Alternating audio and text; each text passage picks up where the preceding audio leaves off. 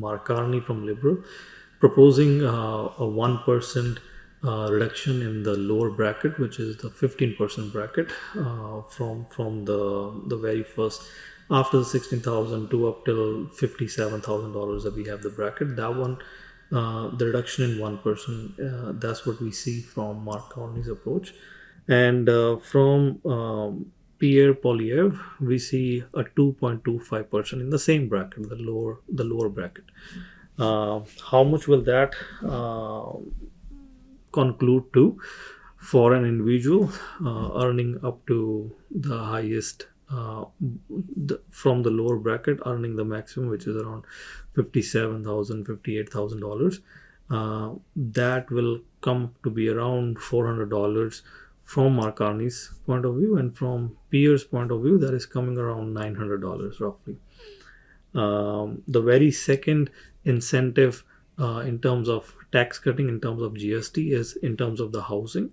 With that being said, the first time home buyers will have a tax break, the GST break, up to $1 million of the house, from Liberal Party, from Mark Carney. And on the other side, we see Pierre Poilievre vouching out for up to $1.3 million of a house for all the home buyers that are included. So not just the first time home buyers.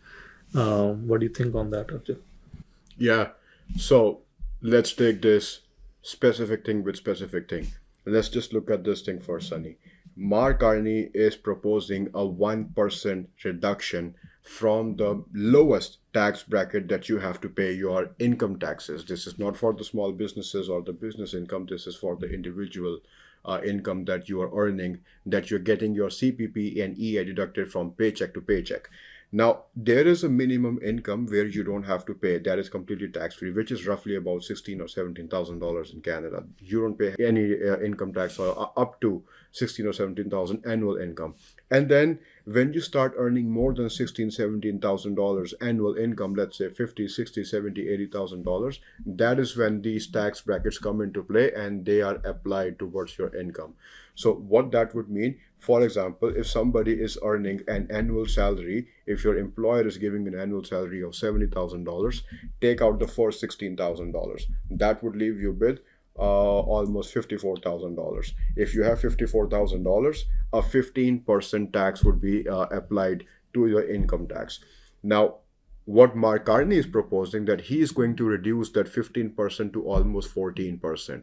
And when that 14% is applied, compared to what 15% would have been imposed, you are saving, a single person, not a household income, a single person would be saving roughly $400 in annual taxes, versus what Pierre Poilievre is proposing, that he would take down to 12.75%, which would roughly equate to $900 per individual that he would be saving when compared to the 15% tax bracket imposed versus 12.75. And if you are just a husband wife, if you're just a couple living in a house, then that would be $1,800 under Pierre Poilievre's plan, and roughly $800 for the household income of two people under Mark Carney's plan.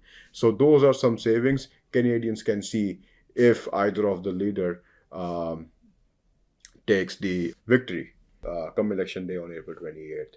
But before we continue, just a quick update for those of you who might not know this. Advance voting is going to begin on April 18th, this Friday. So make sure all of you guys go and make a vote if you're not able to go and vote on April 28th, which is the election day. But yeah, another thing, moving on. Like Sunny said, there is a GST and HST tax break as well. There are a couple things that what the leaders are proposing when it comes to GST and HST. When it comes to GST and HST, let's just say, if you are a person who owns a home, if you are a person that owns multiple homes, multiple properties, if you are a person who likes to invest properties, if you are a person who refinances his property, uses that money to buy the second property, refinances that again and wants to buy a third property, you know already that you can only claim one property as a primary investment and the other properties as investment properties. And when you claim other properties as investment property, you have to pay an HST amount to Canada. What either leaders are proposing is that if you are an investor under Pierre Poilievre, for the first $1.3 million of the value of the home, you won't have to pay the GST. Versus what Mark Carney is proposing, that if you are a first time home buyer and you are buying a property up to $1 million, you won't have to pay the HST. Now, these two policies, while they sound very much alike, there is a huge difference. The difference being, if you are a seasoned investor and you are constantly investing into properties, you can save a lot of money under Pierre Poilievre's plan, because the more properties you buy, the more HST you'll have to pay under the current system. Under Pierre Poilievre's system, you would not have to do that. However, if you are not a first-time home buyer and you are buying a property which is valued at more than 1.5, 1.2, 1.3 million dollars, then certainly you'd have to pay the HST. It's only the first-time home buyer who would be relieved from that promise, that what Mark Carney is promising in his campaign for the policy. So there is a huge difference, and that will impact. What are your thoughts, Sunny? Yeah, there's a few statistics why both the governments are focusing on housing affordability. The average home price, it rose from $400,000 in 2015 to around $700,000 in 2022. The average Toronto house sells for around about $1 million.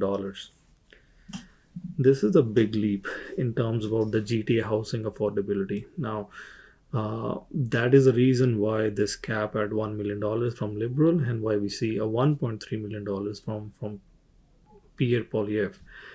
Other than that, it's a mix of emotions where the inflation has risen quite a bit in the last years as well. So that's the approach that they are taking to have a relief for the consumers, or for the first time home buyers, or the home buyers in general. Moving on to the next topic, which would be housing. Let's say what's going on with housing. Let's see what either leaders are promising when it comes to housing. Now, housing is a key ballot issue. Housing is a key topic that every one of you out there is worried about. Even the person who owns 55 homes, even the person who owns 20 homes, even the person who owns 5 homes, or the person who is still leasing and still dreaming about buying the first home. I know it's pretty difficult for you out there to even think about buying a home.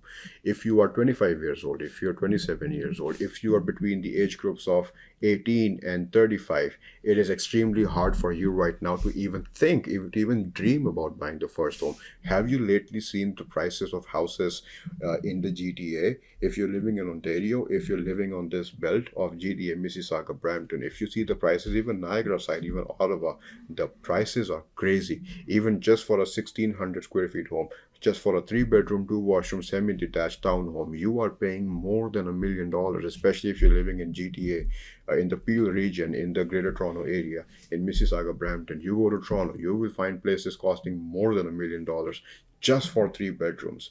You go to Mississauga, just for a simple bungalow that doesn't have a lot of space to live in, that will cost you more than $1 million. You go to some condominium apartments, and have you seen the sizes of these condominium apartments, by the way, these days?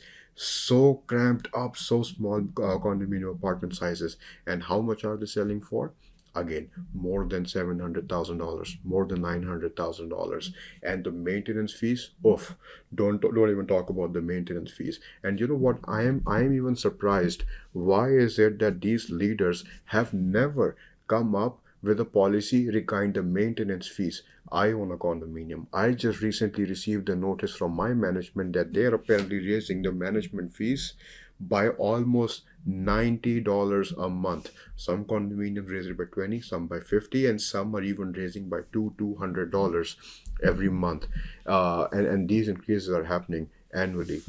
And how these condominium corporations are being operated, it is not a very complex thing. I understand if it's a little bit hard for you guys to understand how there's some of you who might not know how these corporations, condominium corporations, are increasing the management fees, but it is crazy the amount of extra fees that doesn't even make sense that they are paying to these third-party suppliers, to third-party contractors to maintain the condominium properties.